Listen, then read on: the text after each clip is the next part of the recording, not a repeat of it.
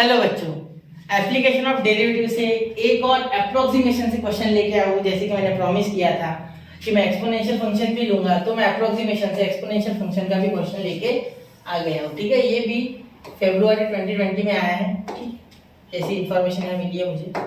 ठीक है, उस हिसाब से तो अब इसे सॉल्व करते हैं। ठीक है, वो कब आया उससे ज़्यादा इंपॉर्टेंट है कि इसे करना कैसे, क्योंकि ये क्वेश्चन आते हैं बहुत बार और फिर एग्जाम में अगर मेथड ना आए तो वांदे हो जाते हैं। ठीक है, एक मिनट, जैसे अभी हो गए मेरे, ये देखो बाहर चली जाएगी, जाने की बड़ी जल्दी है इसे। एक मिनट, थोड़ा मैं इसे मिटा दूं यार, एक मिनट। ठीक है, चलो आ गया, क्लियर। चलिए शुरू करें। अब देखो यहाँ सबसे पहले e raise to the power 1.005 है। ठीक है, तो यहाँ इसे f ऑफ x ले लेंगे। f of x is equal to e raise to the power 1.005। ठीक है, आसान है क्वेश्चन, क्वेश्चन मुश्किल नहीं है। ठीक है, पावर देख के डरना नहीं, e की वैल्यू भी दी हुई है यार, बहुत आसान है। ठीक है, तो यहाँ x इज इक्वल टू 1.005। ठीक है, तो इसे कैसे लिखेंगे, 1 प्लस 0.005 मतलब 0.005। ठीक है, तो यहाँ a आ गया 1 एंड h आ गया 0.005। ठीक है, तो ये हो गया आपका सबसे पहला काम। ठीक है, अब सबसे उसके बाद f ऑफ x लिखो e to the power x। अब ये अगर आपने पिछले क्वेश्चन देखे तो आप जानते हो कि x is equal to a होता है। ठीक है, अब करना होगा आगे। तो यहाँ सबसे पहले डिफरेंशिएट करेंगे। ठीक है, differentiate with respect to x। ठीक है, तो यहाँ हो जाएगा f dash of x is equal to e to the power x, क्योंकि e to the power x कभी चेंज नहीं होता बेटा। ठीक है, e to the power x वैसा का वैसा ही रहता है, उसका डिफरेंशिएशन नहीं होता है। ठीक है, d dx of e to the power x is equal to e to the power x, ना डिफरेंशिएट होता है ना इंटीग्रेट होता है। ठीक है, अलग ही फंक्शन है। ठीक है, चलिए बॉस है वो, बॉस, बिग बॉस। ठीक है, चलिए अब आगे अगर आप ध्यान दोगे ना बेटा, तो यहाँ आपको क्या मिलेगा, आप अगर ध्यान से देखोगे, ठीक है, तो यहाँ आपको फॉर्मूला लगाना होता है आगे। यहाँ फॉर्मूला लगाऊंगे, वैसे भी तो लिख लेता हूँ। f ऑफ x होता है आपका, यहाँ f of x is equal to approximately f of a plus h f dash of a। ठीक है, तो यहाँ आपको a यानी कौन, x is equal to a होता है। ठीक है, तो यहाँ आप क्या करोगे, f ऑफ x की जगह for x is equal to a is equal to क्या हो जाएगा, 1, क्योंकि 1 है। ठीक है, तो 1,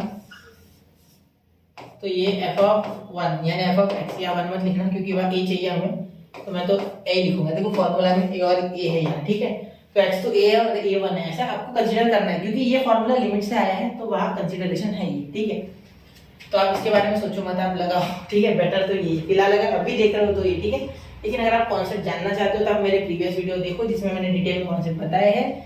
डिफरेंशिएशन के 21 वीडियो उसमें दिया है। ठीक है, तो f ऑफ a कितना हो जाएगा, यहाँ ध्यान देना, f ऑफ a कितना हो जाएगा, e to the power x का पावर 1, तो e टू द पावर 1, तो 1 लिखने की आवश्यकता क्या है, हो गया आपका f ऑफ a। ठीक है, समझ रहे हो। चलो इसे थोड़ा सा अंडरलाइन कर देता हूँ रेड कलर से, जल्दी समझेगा। ठीक है, clear.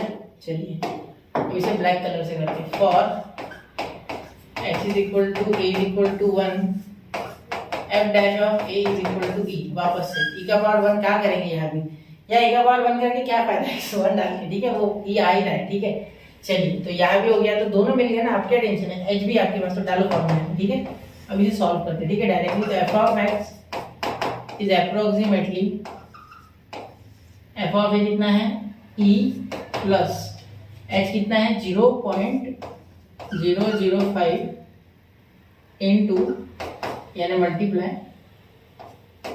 f dash of a, तो यहाँ भी e आ गया। ठीक है, तो f of x is approximately e की वैल्यू 2.7183 प्लस 0.005 इनटू 2.7183। ठीक है, ये पूरा कैलकुलेट करके f ऑफ x आपको मिलेगा बेटा, तो वो आपको लिखना है, क्योंकि कैलकुलेशन मैं नहीं कर रहा हूँ यहाँ। ठीक है, कॉन्सेप्ट मैंने बता दिया आपको किस तरीके से।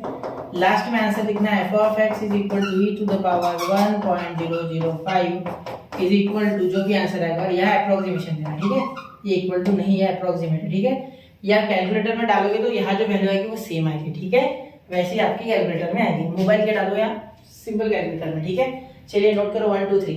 ठीक है, तो यहाँ मैंने आपको जितने भी वेरियस टाइप्स ऑफ अप्रोक्सीमेशन हो सकते थे वो बताया। एक बचा है लॉग वाला, वो वैसे आईएमपी में नहीं है, मैंने देखा आईएमपी में आया नहीं है, फिर भी मैं कराऊंगा एक्सरसाइज से। ठीक है, तो पढ़ते रहे बच्चों, आगे बढ़ते रहे और क्वेश्चंस की डिमांड करते रहे। मुझे बहुत खुशी हो रही है कि बच्चे खुद से बोलते हैं कि सर इंडेफिनेट कराओ, डेफिनेट कराओ, ये कराओ, वो कराओ। बहुत अच्छा लगता है और उस हिसाब से मैं आपकी डिमांड पूरी करने की कोशिश करता हूँ। ठीक है, तो मिलते हैं अगले लेक्चर में एक नए क्वेश्चन के साथ। जय हिंद, जय भारत।